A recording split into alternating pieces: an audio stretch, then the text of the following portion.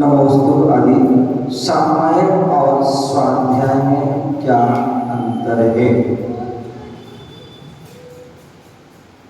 ध्यान रखिए,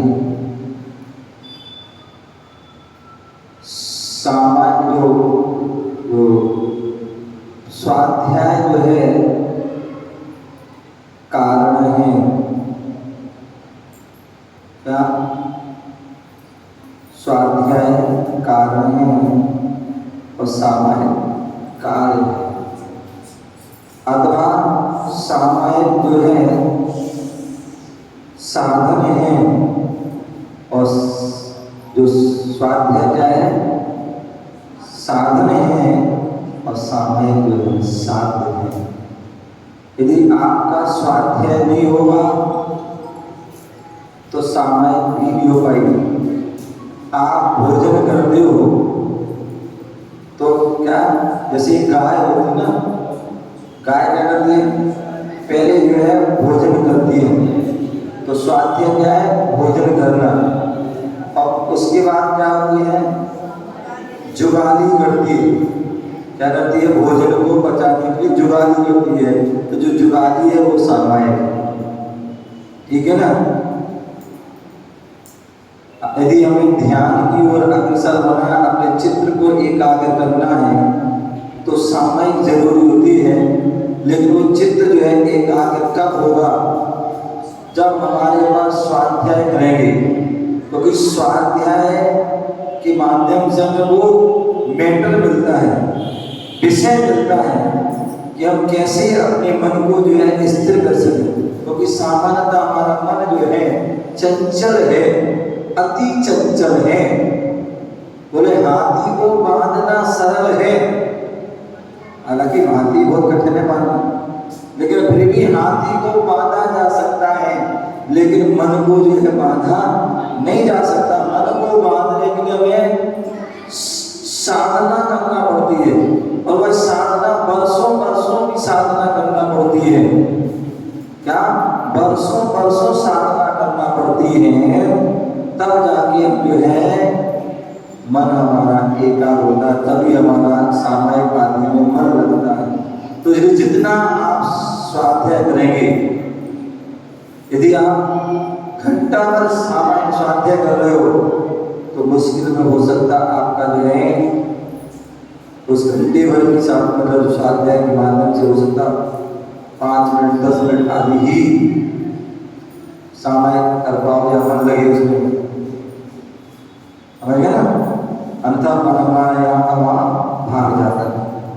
लेकिन हम धीरे धीरे अभ्यास करते हैं, करेंगे तो निश्चित ही आगे जो है हमारा मन जो है लगना प्रारंभ हो जाएगा, और धीरे धीरे धीरे ज़्यादा भी लग सकता है, लेकिन पूर्ण रूप से एकाग्र नहीं हो सकता, क्योंकि आप अभी गृहस्थ में रहते हैं।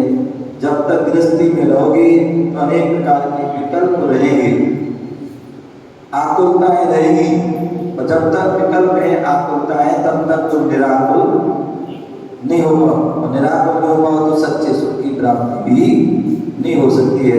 तो ये सामायिक और स्वाध्याय के बारे में इसको जानना चाहिए। एक प्रश्न था और वेदिका जैन चानू, इन्होंने प्रश्न किया था पाप बंध कैसे होता है, हमें कैसे पता चलेगा कि हमारा पाप बंध होने वाला है या आने वाला है। तो ध्यान रखिए, वैसे तो ये सर्वज्ञ का विषय है, लेकिन फिर भी पाप बंध कैसे होता था मैंने बताया था कि जब हमारे अशुभ परिणाम होते हैं, अशुभ वचन से जो है शब्द बोले जाते हैं, काय से हम अशुभ क्रिया करते हैं, पाप रूप क्रियाएं करते हैं, तो उससे पाप का बंध, जो मैंने एक दिन बताया था कि प्रतिक्षण बंद हो रहा है। क्या हो रहा है? प्रतिक्षण बंद हो रहा है। अब वो बात अलग है कि पाप बंद हो रहा है कि पुण्य बंद हो रहा है। उसके लिए कायदे से तो देखा जाए हम स्वयं जान सकते हैं। क्या मान लीजिए हम उठ रहे, बैठ रहे, चल रहे, फिर रहे, खा रहे, पी रहे, अब उसमें आप कितना विवेक से कर रहे हो। यदि हम विवेक से कर रहे हैं कि हमें ये नहीं खाना, ये अपक्ष है, ये जमीन बंद है, ये रात में भोजन है, ऐसा हम क्या कर रहे हैं। यदि हम जान रहे हैं और हम नहीं खा रहे हैं तो आप पाप बंद से बच जाओगे और पुण्य बंद से। अब दूसरा व्यक्ति क्या है, पता है गलत है लेकिन फिर भी वो खा रहा है।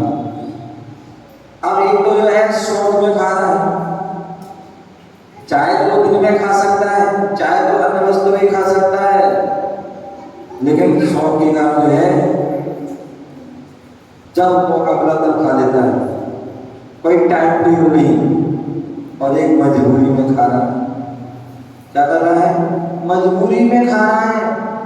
मान लो कोई सर्विस करता है, जॉब करता है, हॉस्टल में रहता है, कहीं विदेश आदि नहीं रह रहा है, अब मजबूरी है उसकी, चाहते हुए वो नहीं कर पा रहा है, तो उसके लिए जो क्या है, उसके परिणाम अच्छे रहते हैं।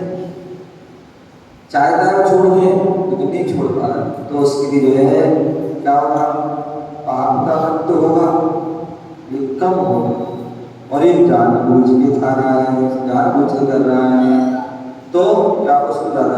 अथवा कई बार ऐसा होता है व्यक्ति जो है कुछ भी कर रहा है तो हमें लगेगा उसी को कि जो है पाप कर रहा है, ये गलत कर रहा है, लेकिन कई बार जो है वो गलत होता नहीं है, गलत होता नहीं है, गलत उसके कोई जो है एक्शन नहीं होती है, तो ऐसे में भी जो है उसको पाप का बंधन नहीं होता, समझे ना।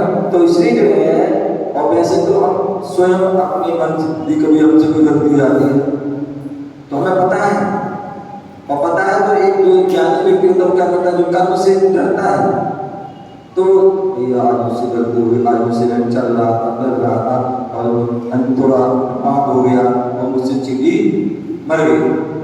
अगर मैंने जो है मुझे जो एक कारण ऐसा बन गया, मैंने जो है किसी को गुस्सा कर दिया, किसी का दिल दुखा दिया, किसी को कष्ट दे दिया, किसी को पीड़ा दे दी, तो क्या हो गया, व्यक्ति को लगता है कि जो है कर दिया, लेकिन कई बार जो वो नहीं चाहता है और करना पड़ता है।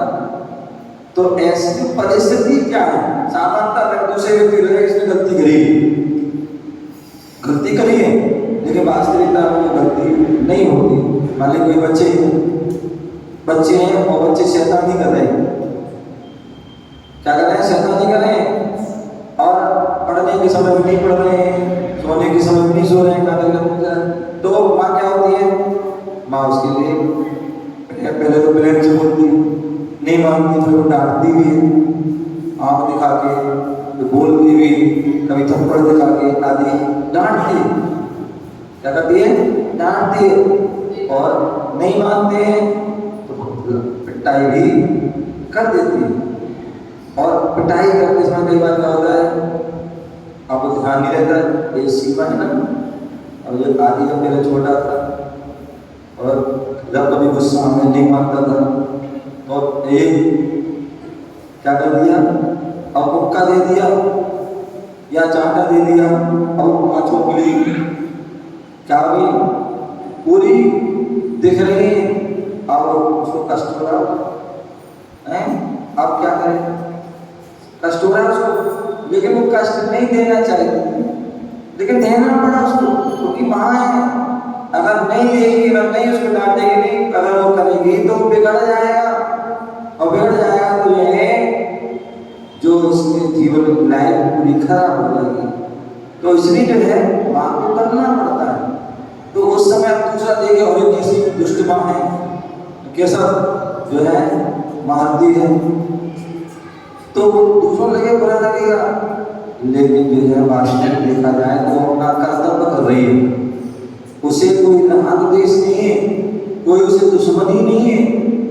अन्यथा कई बार अब 2-3 बच्चे होते ना, तो क्या होता है, माँ को बड़ी परेशानी होती है, क्या होती है, अब जो है अगर माँ बच्चे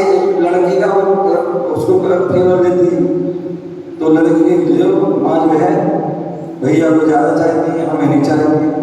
और लड़की भी फेल गए तो लड़का गया, तो माँ की तो जो है वो क्या होती, चक्की हो जाती, एक चक्की से दो पार्टे। अब जो है फिर भी वो माँ समझदार होती है, क्या होती, वो बैलेंस बना के, क्या बैलेंस बना के रखती है। यहाँ उसको लड़की को भी उठी आएगी, यहाँ लड़के को भी ये विशेष उनकी जो है गुण दिए गए। तो कहने का तात्पर्य कि जो है वह जो है यदि कोई राग द्वेष से कुछ कर रही है तो कर्म होगा, और ये राग द्वेष आदि से नहीं करे तो नहीं होगा। तो इसलिए प्रत्येक व्यक्ति को पता होता है कि हम क्या कर रहे हैं, और यदि गलत कर रहे, वास्तविक गलत कर रहे हैं तो कोई देखे या ना देखे, आपको उसका कर्म बंद होगा। और कर्म बंद होता है तो उसका फल जब मिलता है तो हमें पता चल जाता है। जब कोई परेशानी आई, कष्ट आया, दिक्कत आई, वो उपद्रव हो गया, भैया मैंने वो क्या उत्तर याद करता है कि मैंने कब क्या किया था, तब उसे याद करेंगे। ऐसा नहीं मैंने उस दिन ऐसा काम किया था इसलिए वो परेशानी आ गई है। तो इसलिए कहें जो सामान्यता में पता पड़ जाता है कि हमने आज दिन भर में क्या किया, क्या अच्छा किया, क्या बुरा किया, सारा को पता चल जाता है। तो उसके अनुसार ही हमारे ये क्या होता है, कर्म आदि का बंद होता है। और बंद होता है तो या हम जो भी गलत कार्य करते हैं तो हमें पता चल जाता है आज हमने गलत किया है, और निश्चित ही में कर्म का बंद हुआ होगा। इसीलिए जो है वो पता चल जाता, तभी उसका प्रायश्चित देता है, तभी उसकी आलोचना करता, तभी उसकी प्रतिक्रिया आदि भी करता है, वो उसे प्रायश्चित देता है। अन्यथा क्योंकि नहीं करेगा तो फिर आगे फिर उसको उसका उदय होगा जब तो कष्ट आएगा, परेशानी है, तब उसको भोगना पड़ेगा। तो इसलिए इस बात को हमें ध्यान रखना है। आरोही जैन का जो प्रश्न था, गुरुदेव हमें शाम को मंदिर में चावल क्यों नहीं चढ़ाना चाहिए? तो ध्यान रखिए, हमारे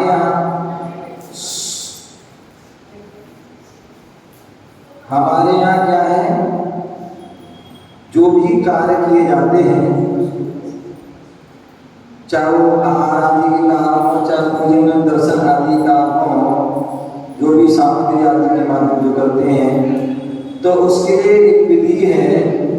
यदि हम पूजा अभिषेक करना है, मंदिर आदि चावल चढ़ाना है, तो इसके लिए कहा जाता है कि सूर्य उदय के बाद ही, बल्कि जो है उसके 2 घड़ी बाद हमें क्या करना चाहिए, पूजन की मंदिर की अल्प बात चल रही थी, हम लोग 100 से आ रहे थे, तो लोग बता रहे थे कि होना चाहिए कर्नाटक में जो है मंदिर देर खुलते हैं और वहाँ देर से पूजा अभिषेक होता है। तो मैंने सबको बताया था कि प्राचीन परंपरा यही है, पहले मंदिरों में लाइट नहीं जलती थी, लाइट होती नहीं थी, तो लाइट आदि नहीं जलते थे। तो उस समय क्या होता था, मंदिर सूर्य उदय होने पर ही खुलता था, जिससे कि मंदिर में प्रकाश हो, तभी तो दिखेगा, तभी हम जो है पूजा द्रव्य सो देंगे, द्रव्य धोएंगे आदि अभिषेक करेंगे। तो इसलिए सूर्य उदय के बाद ही ये क्रिया होती थी, और अंधेरे में जो शाम को अंधेरा हो जाएगा, तो इसलिए जो है सूर्य अस्त के 2 घड़ी पहले ही, क्या 2 घड़ी 3 घड़ी पहले ही जो भी चावल चढ़ाना आदि करना, जो भी करना वो कर दिया जाता है। उसके बाद रात आदि को चावल नहीं चढ़ाया जाता। दूसरी बात, हमारे यहाँ शास्त्रों में पूजन के विधान दिया है, पूजन का खड़े हो जाओ, काली सेट वाले खड़े हो, और एक ब्लू वाले खड़े हो,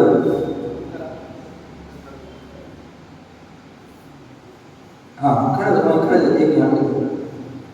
तो क्या बोले थे, तो जो शास्त्रों में विधान है कि हमारे यहाँ त्रिकाल पूजा होती है। क्या होती है बेटा, कभी से नहीं देखना, हाँ, तो क्या त्रिकाल पूजा होती है, 3 काल की जो पूजा होती है, प्रातः काल, एक मध्याह्न काल, एक सायंकाल। तो प्रातः काल की जो पूजा का विधान है वो क्या है, तो प्रातः काल जो पूजा होती है अभिषेक शांति धारा पूर्वक अष्टद्रव्य से पूजा होती है। क्या होती है? अभिषेक शांति धारा पूर्वक अष्टद्रव्य से पूजा। मध्याह्न काल में आप शायद यहाँ पता नहीं है, बुद्धि कक्षा में जो है क्या होता है, विधान होते हैं या सब जगह होते हैं, पंचगण होते हैं तो लोग पंचगण या कोई बड़े विधान होते हैं तो यहाँ भी होते होंगे। तो वहाँ क्या होता है, सुबह की पूजा होती है शाम को। तो सुबह अभिषेक शांति धारा अष्टद्रव्य से पूजा होती है, दोपहर में अष्टद्रव्य से पूजा होती है। दोपहर में अष्टद्रव्य से और सूर्यास्त के पहले तक जो है एक दो घड़ी पहले तक होती है, ठीक है ना।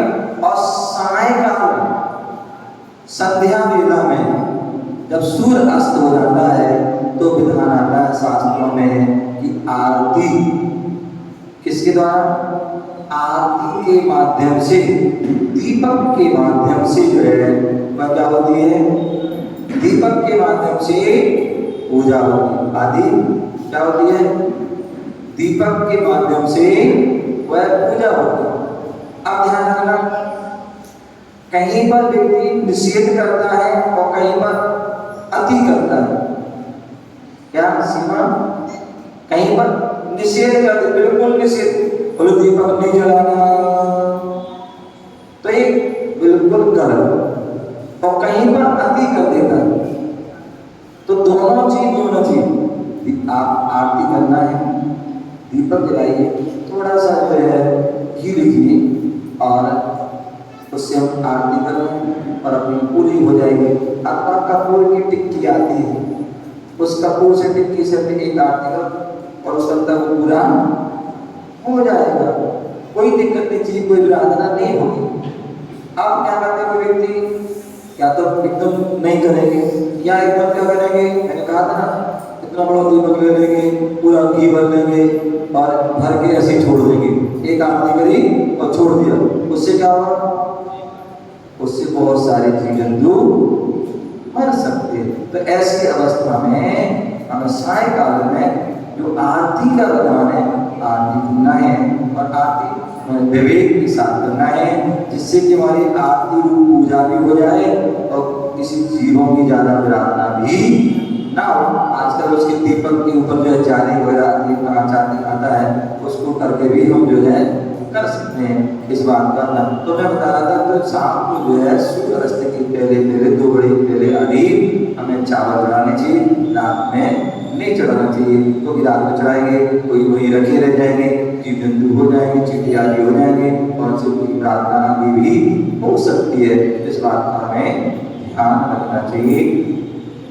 और आपका जो है समय हो गया है और आप यही बोल करते हैं, जय गुरु महावीर भगवान की। चलिए, और गुरु भक्ति में भक्ति भी होती है, शंकर समाधान भी होते हैं और कृष्ण मंच भी होते हैं। तो कृष्ण मंच